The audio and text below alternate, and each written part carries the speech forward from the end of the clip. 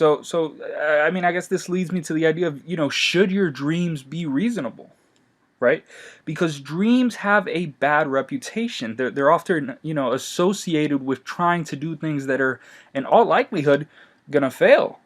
The stereotype of dreams failing is made clear when we look at things from a developmental perspective. So what I'm going to tell you is something that you've probably seen time and time again to others and perhaps even to yourself. Consider a child, a 4-year-old boy who has the all too common aspiration of becoming an astronaut.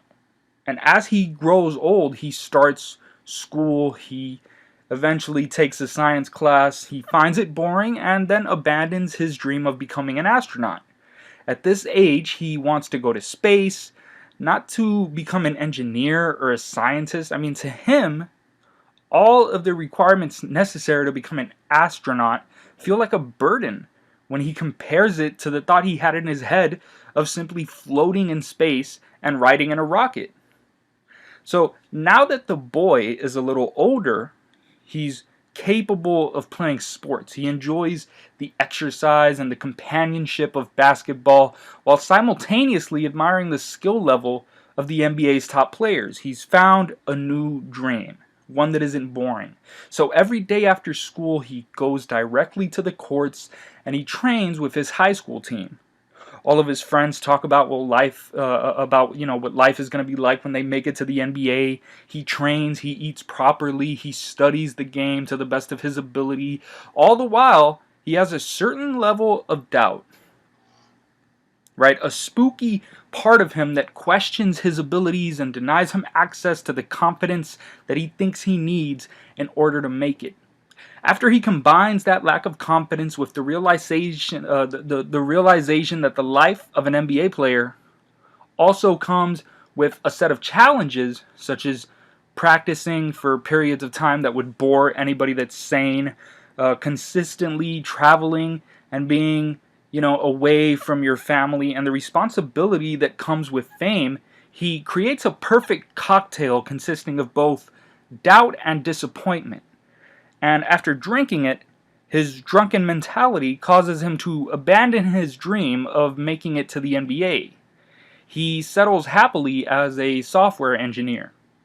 Now, some might hear this and think it's a bad ending, but it just seems to me like a different ending.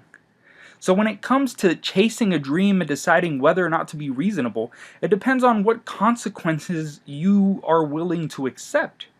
As much as you've heard it in school, and as much of a cliche as it is, the old quote, "your actions have consequences," remains true. So if you want to know whether or not your dream is reasonable, ask yourself what consequences you're willing to endure.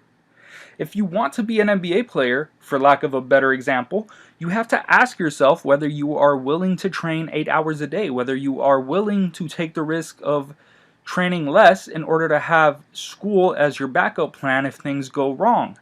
If you do the latter, then you run the risk of having someone who is truly more obsessed than you, someone who's training more than you, taking your spot in the draft.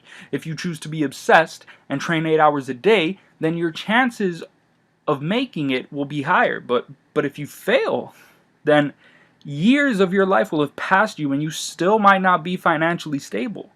It's all about your tolerance to risk.